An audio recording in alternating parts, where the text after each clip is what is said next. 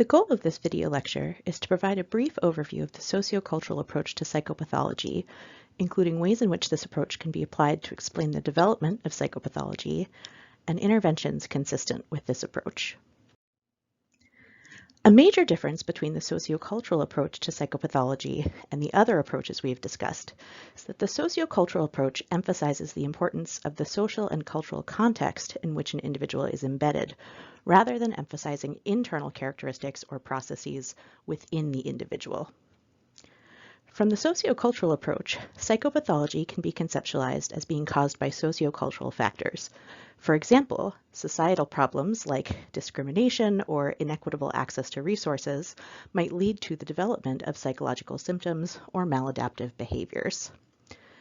Another element of the sociocultural approach is its emphasis on the need to understand behavior and experiences in the context of individuals' social identities, such as their gender, race, or class. From this perspective, we cannot fully explain an individual's experiences without considering the ways in which their experiences have been shaped by these elements of their identity. One sociocultural approach to psychopathology suggests that individual behavioral or emotional difficulties reflect larger societal problems. For example, structural inequality, discrimination, differential access to resources, or poverty. We know that members of specific groups are more likely to experience stressors related to their group membership. For example, in the United States, Black and Indigenous people are more likely to experience racism, both in overt forms, such as harassment, and in more subtle forms, such as through microaggressions. Over time, the cumulative effects of these stressful experiences can lead to the development of emotional and behavioral difficulties. Another sociocultural approach highlights the ways in which elements of social identity may affect individuals' behavior and experiences. These include a wide range of characteristics, ranging from race and ethnicity or gender identity and expression, through socioeconomic status, disability, or religious beliefs. We often see differences in the prevalence of psychopathology between members of different groups. For example, women are more likely to experience depression than men. Interestingly, in the United States, white Americans have higher rates of psychological disorders compared to Latinx and Black Americans. However, Latinx and Black Americans on average experience psychological disorders that are more chronic or persistent than those of white Americans. When we're discussing differences in psychopathology between groups, it's important to be careful when we interpret what these differences might mean. For example, if we identify gender differences, there are a wide range of possible explanations, ranging from physiological explanations, like differences in genetics or sex hormone exposure, to social experiences, such as the experience of sexism or differential exposure to sexual harassment or assault. From a sociocultural perspective, it's important for us to identify ways in which an individual's identity affects their experiences and how these experiences might relate to their emotions or behaviors.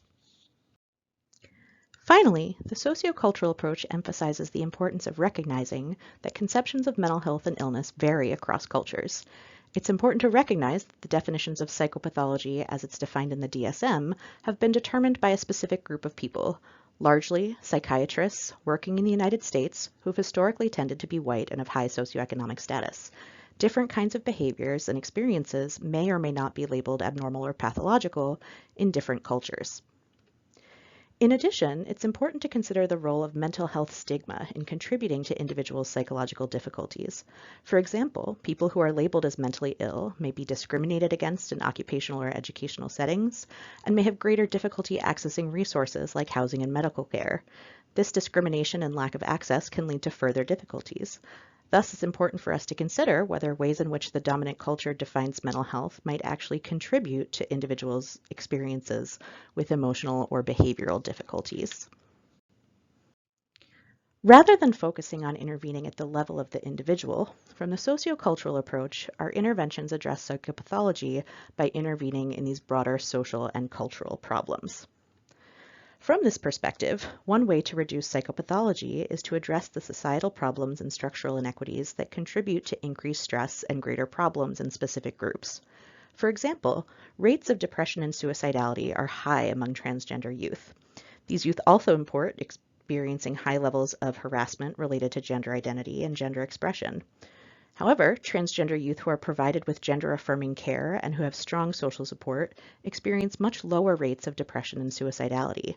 Addressing the harassment and discrimination experienced by this group results in improvements to their psychological well-being. Another important way to address psychopathology is to provide individuals with access to meaningful social roles and opportunities for social connection. When mental illness is highly stigmatized, individuals who are labeled as mentally ill are often not fully able to participate in important parts of society, such as maintaining employment. Addressing stigma and ensuring that individuals have opportunities to be meaningful and integrated members of society can reduce their emotional and behavioral difficulties. Finally, the sociocultural approach emphasizes the importance of cultural competence in interventions. Cultural competence includes a number of important elements. One element is sensitivity. It's important for clinicians to recognize the role of culture and identity in individual experiences. It's also important for clinicians to develop awareness and knowledge of cultures other than their own. This can also take the form of cultural adaptations to interventions, in which interventions are designed specifically to address the needs, preferences, or norms of specific groups.